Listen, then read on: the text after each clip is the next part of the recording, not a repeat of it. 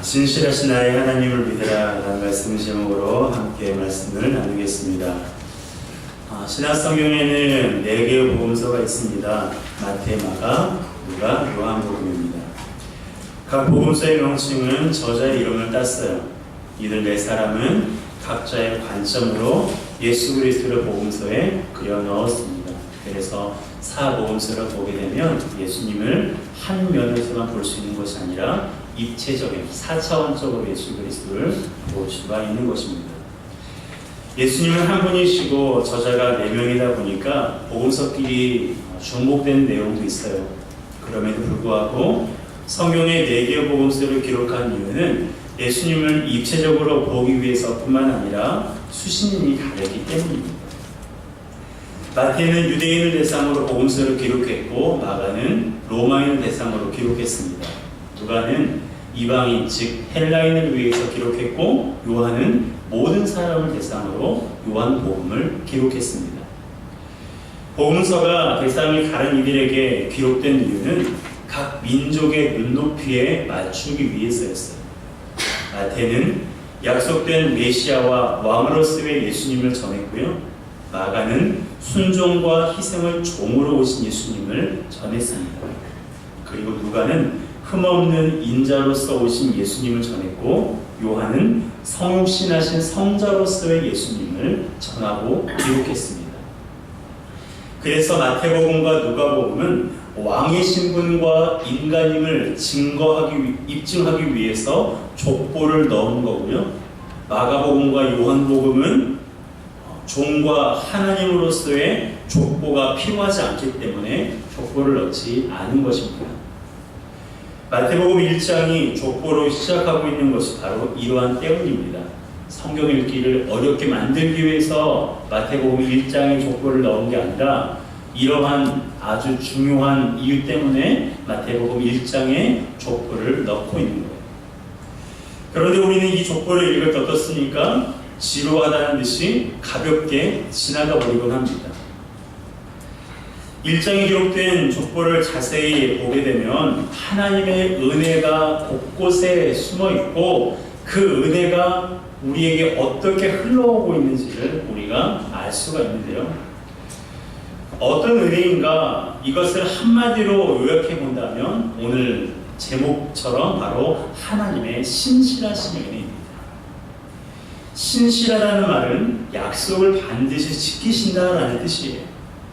오늘 본문의 하이라이트인 16절에 보게 되면 그리스도라 칭하는 예수가 나시니라라는 말씀이 그것을 증명해주고 있습니다. 구약과 신약의 주인공은 예수님이시거든요. 구약은 오실 예수님에 관한 말씀이고 신약은 오신 예수님 그리고 다시 오실 예수님에 관한 말씀이 기록되어 있습니다.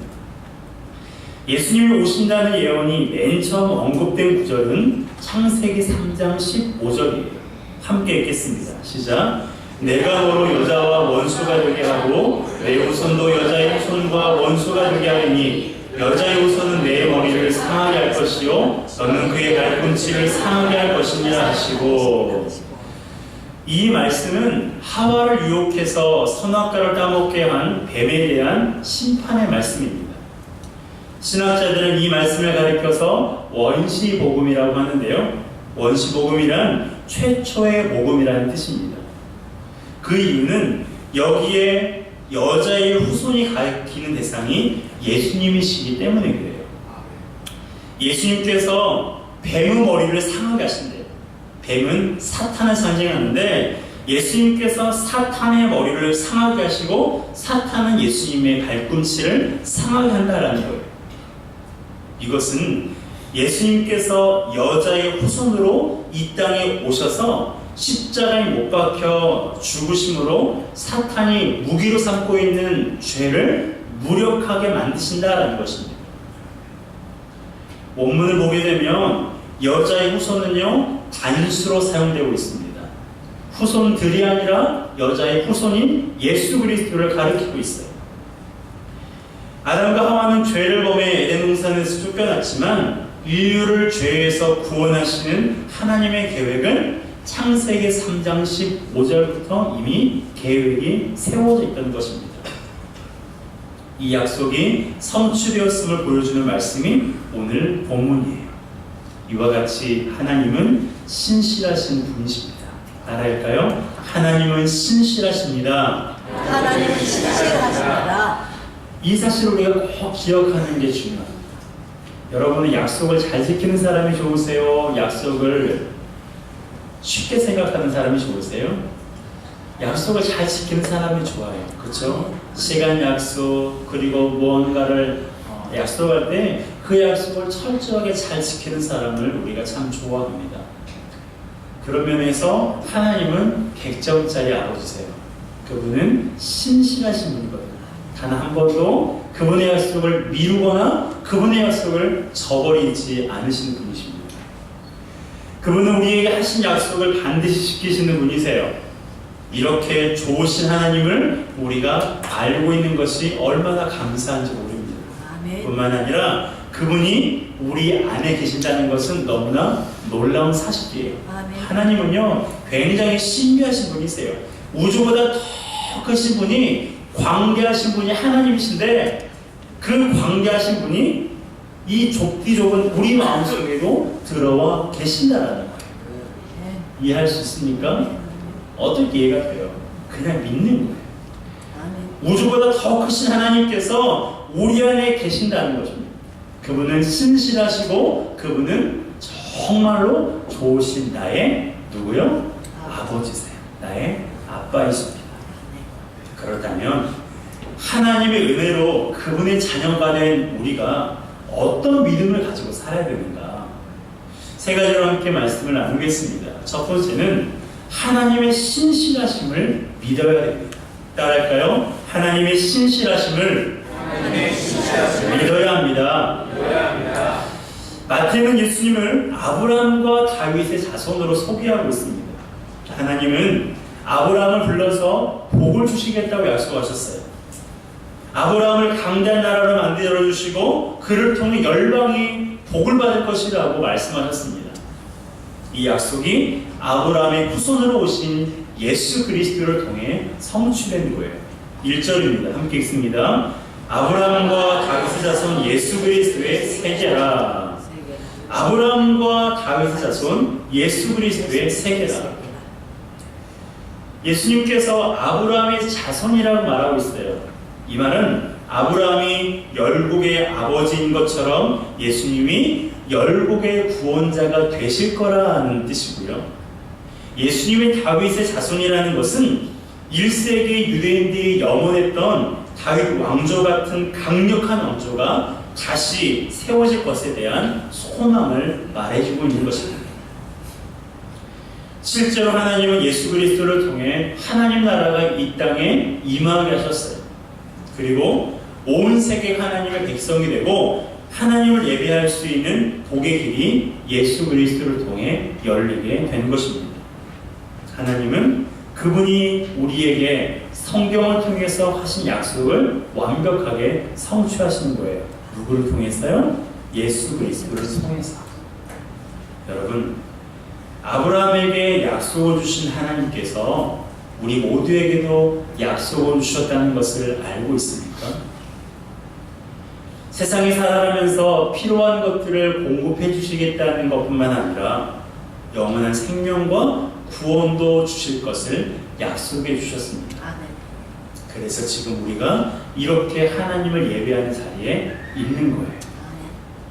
또한 그분을 아버지로 부르게 된 것도 가끔씩이라도 하나님께 기도하는 것도 영원한 생명과 구원의 약속이 우리 안에 성취되었기 때문에 할 수 있는 것입니다. 내가 믿겠다고 해서 하나님을 믿는 것이 아니라 하나님께서 믿게 하셨기에 우리가 하나님을 믿을 수가 있는 거예요. 하나님께서 내가 네 아빠야,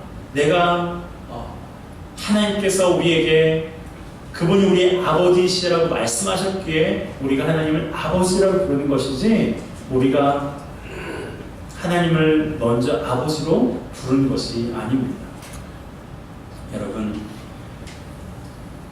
영원한 생명과 구원의 약속을 예수 그리스도를 통해서 성취해 주셨는데 놀랍게도 그 성취가 바로 우리 삶에도 우리 심령에도 이루어졌다는 것을 항상 기억하는 우리 모두가 되었으면 좋겠습니다. 혹시 영원한 생명과 구원의 확신이 없는 분이 있다면 이것을 주신다고 말씀하신 하나님의 약속을 믿으시면 돼요. 어려운 일이 아닙니다. 하나님, 영원한 생명이 무엇인지, 구원이 무엇인지 아직 내가 잘 모르겠지만 하나님께서 주신다고 약속하셨으니 제 안에도 있기를 원합니다. 하나님 앞에 믿음으로 기도하면 하나님께서 우리 마음속에 심어주시고 조금씩 그에 대한 믿음이 생겨나게 될 것입니다. 여러분, 하나님은 신실하신 분이세요. 하나님은 약속을 전혀 변개하지 않으시는 아주 좋으신 분이십니다. 자기 아들을 십자가에 내어주시겠다고 약속하셨고 그 약속을 지키심으로 우리를 지옥 백성 된 우리를 천국 백성으로 이끌어 주신 거예요. 그러므로 하나님의 신실하심을 믿고 나아가는 우리 모두가 되기를 주님의 이름으로 축복합니다. 우리는 하나님의 신실하심을 믿어야 됩니다. 두 번째는 예수님께서 우리의 왕이 되심을 믿어야 합니다. 마태는 1절에서 언급한 대로 다시 6절부터 예수님을 다윗의 자손으로 소개하고 있어요. 6절입니다. 함께 읽습니다. 이새는 다윗 왕을 낳으니라. 다윗은 우리아의 아내에게서 솔로몬을 낳고. 우리가 다윗이라는 이름을 잘 알고 있습니다. 이 다윗 하면요, 이스라엘에서 가장 위대한 왕으로 정평이 나 있는 사람입니다. 하지만 본문에서 보여주는 것처럼 그가 누구에게서 솔로몬을 낳았어요? 우리아의 아내에게서 솔로몬을 낳았습니다. 물론 이후에 우리아의 아내 밧세바가 다윗의 정식 부인이 되었어요. 그래서 솔로몬을 낳았지만 성경은 그가 하나님 앞에서 불륜을 범하는 것을 간구하지 않았습니다. 다윗을 고발하기 위해서가 아니라 그럼에도 불구하고 다윗을 통해 예수 그리스도의 계보를 있게 하신 하나님의 은혜를 말씀해 주시기 위해서요. 이렇듯 다윗이 죄를 범하기도 했지만 그 일을 철저하게 회개한 후에는 하나님의 마음에 합당한 사람으로 살았어요. 하나님 말씀에 온전히 순종했고 통일 왕국을 이루게 되었습니다. 그런 그의 모습의 일부가 메시아를 예표하고 있는 거예요. 예표란 예언을 미리 보여주는 징조라는 뜻입니다. 다윗의 모습에서 앞으로 오실 예수님의 모습을 미리 볼 수가 있다는 거예요. 그 중에 하나가 다윗 왕을 통해 이스라엘이 통일되었던 것처럼 예수 그리스도를 통해 이스라엘이 회복되는 것을 볼 수 있는 것입니다. 실제로 예수님은 이 땅에서 행하신 일과 십자가의 죽음이 죄와 율법에 얽매여 있는 이스라엘과 모든 인류, 즉 저와 여러분들을 회복하셨어요. 이것이 예수 그리스도가 우리의 왕이심을 보여주는 증거입니다. 여러분, 예수 그리스도가 누구십니까? 그분은 우리의 왕이십니다. 예수 그리스도는 우리의 좋으신 왕이세요. 이 사실을 꼭 기억하시고 마음에 새기시기를 주님의 이름으로 축복합니다. 예수님 우리의 왕이십니다. 그분은 우리의 어떤 왕이세요? 좋으신 나의 왕이세요. 우리가 왕의 통치를 받아본 적이 없습니다. 그래서 왕이란 개념이 낯설게 느껴지기도 하는데요. 역사에서 보면 왕이 얼마나 중요한 존재인지를 우리가 알 수가 있어요. 그때는 왕의 말이 곧 법이었습니다. 오늘날 우리나라의 대통령의 개념과는 전혀 다릅니다. 그래서 왕이 어떤 성품과 어떤 생각을 가지고 있느냐는 그 나라의 분위기를 좌지우지해요. 성경의 기록만 보아도 하나님 앞에서 정직한 왕이 통치하면 그 나라 분위기가 굉장히 좋습니다. 반면에 하나님 앞에 악을 행하는 왕이 통치하면 분위기가 엉망진창입니다. 그런 면에서 우리의 왕이신 예수 그리스도가 좋으신 분이라는 사실은 우리에게 너무나 좋은 소식입니다. 그분은 우리의 행동 여부에 관계없이 우리를 사랑하시는 분이세요. 우리를 위해서라면 자신의 능력을 아끼지 않으시고 목숨도 기꺼이 내어놓으시는 좋으신 왕이십니다. 그러므로 그분의 백성된 우리가 할 일은요, 왕이신 그리스도의 통치 아래 머무는 거예요. 무슨 말입니까? 하나님의 임재 안에서 우리가 머무는 것, 하나님의 말씀 안에서 우리가 머무는 것이 바로 우리의 왕이신 예수 그리스도를 위해서 우리가 할 일이라는 거예요. 그분을 위해서 무언가를 하는 것도 좋지만 그것은 반드시 그분의 은혜에 대한 감사에서 시작되어야 됩니다. 그래야 그리스도를 위해 하는 일이 즐겁고 지속적으로 할 수가 있어요. 그렇게 할 때 그리스도를 더 잘 알게 되고요. 더 잘 알기 때문에 더 친밀해져서 모든 일에 그분을 의지할 수 있는 믿음이 생기는 것입니다. 우리가 봉사활동을 하거나 선교활동을 할 때 이후에 자주 하는 말이 있잖아요. 뭐라고 해요? 힘들었지만 기뻤습니다.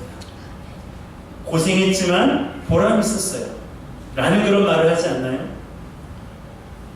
하나님의 은혜에 감사해서 그분을 섬길 때 우리 안에 보람이 있고 우리 안에 기쁨이 있고 더 나아가서 하나님을 더 잘 알고 그분과 더 끈끈한 관계가 될 수 있다는 것입니다.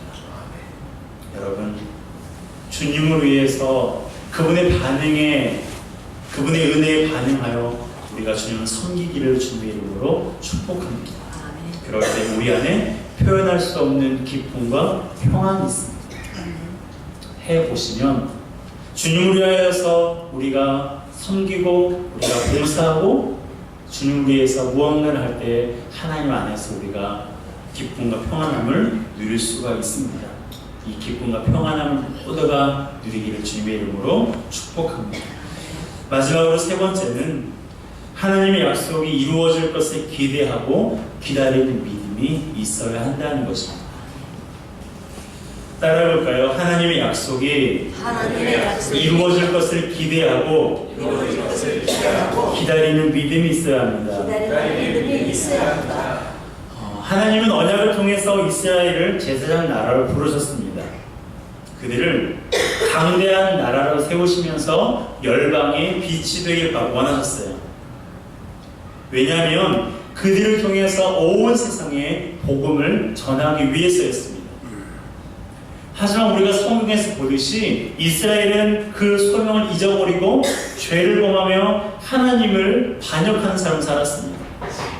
그 결과 어떻게 되었습니까? 나라가 분열되고 강대국의 포로가 되는 비극을 맞았어요. 그로 인해 모든 것을 잃었고 아무 희망도 품을 수가 없는 지경에 이르렀습니다. 하지만 하나님은 어떻습니까? 그들과의 약속을 저버리지 않으시고 그리스도를 통해 성취하셨어요. 17절입니다. 함께 읽습니다. 그런즉 모든 대수가 아브라함부터 다윗까지 연례되어 다윗부터 바벨론으로 까지 연례되어 바벨론으로 사로잡혀가는부터 그리스도까지 연례되리라. 아멘. 여러분 놀랍지 않습니까? 하나님께서 자기 백성을 구원하시기 위해서 이렇게 오랜 시간 동안 준비하셨습니다. 하나님은 갑자기 생각에 버티기셔서 그렇게 해야겠구나 해서 하신 것이 아니라 아주 오래 전부터 우리를 구원하시기 위해서 계획하시고 이루셨다라는 거예요. 그 과정이 순탄하지 않았습니다. 우리도 하루에 몇 번씩 마음이 바뀌는 것처럼 당시 이스라엘 백성도요, 하나님을 배반하고 회개하기를 수없이 반복했습니다. 하나님의 입장에서는 얼마나 답답하시겠어요. 여러분, 하나님은 어떤 분이세요? 빛이 있으라 말씀하실 때 빛이 생기게 하신 분이세요. 말씀한 말씀으로 온 세상을 창조하신 분이십니다. 그런 분이 오래 참고 기다리셔야 돼요. 요즘 15개월 된 제 아들이 제법 잘 걷습니다. 누워있다가 엎드리고 그러다가 기어다니더니 이제는 제법 잘 걸어다니는데요. 그 모습을 보면 참 기쁘고 행복합니다. 그래서 종종 밖에 나가서 이제 산책을 할 때 종종 아이의 손을 잡고 걷기도 하는데요. 아이와 손을 잡고 제가 걷는데 여러분 누가 답답할까요? 제 아들이 답답합니까? 손을 놔줘야 제 멋대로 하는데 그것도 일리가 있습니다. 제가 답답하지 않겠습니까? 왜 그렇습니까? 아이 걸음이 제가 맞춰야 되잖아요. 아이 걸음에 그 종종 걸음에 제 걸음을 맞춰야 되니까 답답합니다. 그런데요, 아이러니하게 답답하지 않습니다. 왜 그럴까요? 사랑하거든요. 뒤뚱거리며 걷는 모습을 보면 제 눈에서 하트가 마구마구 쏟아집니다. 여러분, 하나님도 똑같으세요. 우리 생각으로는 우리를 오래 참고 기다리셔야 되는 것이 답답하게 느껴지는 것 같지만 하나님은 우리와 함께 걸어가시는 것만으로도 참 행복을 느끼시는 분이세요. 우리를 사랑하시거든요. 그래서 우리 템포에 맞추어 우리에게 하신 약속을 이루어 가시는 것입니다. 여러분, 하나님은 어떠한 일이 언제 어떻게 이루어져야 하는지 잘 알고 있습니다. 여러분도 고민 있으시죠? 기도하고 있는 제목도 있지 않습니까? 언제 어떻게 이루어질지 여러분 알고 있습니까? 저에게도 소원이 있고 저에게도 바람이 있어요. 그러면 그것이 어떻게 언제 이루어질지 몰라요. 그저 하나님 앞에 믿음으로 기도하는 것 뿐입니다. 하지만 하나님은 다 알고 계세요. 그래서 우리 삶에 무엇이 언제 필요한지 아시기 때문에 우리를 기다려주시고 우리가 잘할 때까지, 그리고 그것을 이루실 때까지 이루어질 때를 하나님께서 기다리시는 것입니다. 그러니 서두르지 마시고 조급해하지 않았으면 좋겠습니다. 하나님께서 우리 걸음에 맞추어 그분의 약속을 이루어 가시는 거예요. 제 아들이 제 손을 놓고 앞으로 마구 걸어갈 때가 있습니다. 그러다가 꼭 넘어져요. 우리가 하나님 손을 붙잡지 않고 서두르면 넘어집니다. 그러므로 조급해하지 말고 하나님께서 이루실 때까지 믿음으로 기도하면서, 이게 중요해요. 믿음으로 기도하면서 기다려야 돼요. 현재 주어진 일에 최선을 다하고 현재 내 옆에 있는 사람에게 최선을 다하면서 믿음으로 기도하면서 기다릴 때에 하나님의 때가 이르러, 그리고 그분의 생각이 이때쯤에는 이루어져야겠구나, 이때쯤에는 응답해줘야겠구나 라는 생각이 하나님의 마음에 됐을 때 우리 기도가 응답된다는 것입니다. 여러분, 우리를 향한 주님의 약속은 반드시 이루어집니다. 아멘. 우리를 향한 주님의 약속은 반드시 이루어집니다. 그러니 조급해하지 마시고요, 서두르지 마시고 우리를 참고 기다려주시는 그 하나님의 마음을 가지고 하나님의 때를 기다리는 우리 모두가 되었으면 좋겠습니다. 아멘. 내 때가 되어 이루어질 때 그것이 우리에게 그다지 좋지 않지만 하나님의 때가 되어 이르렀을 때 그것이 가장 좋은 때이고 최선의 때임을 우리가 알게 됩니다. 그러므로 믿음을 가지고 끝까지 기도하면서 기다리는 우리 모두가 되기를 주님의 이름으로 축복합니다. 함께 찬양하겠습니다. 하나님 한 번도 나를 실망시킨 적 없으시고, 함께 찬양하겠습니다.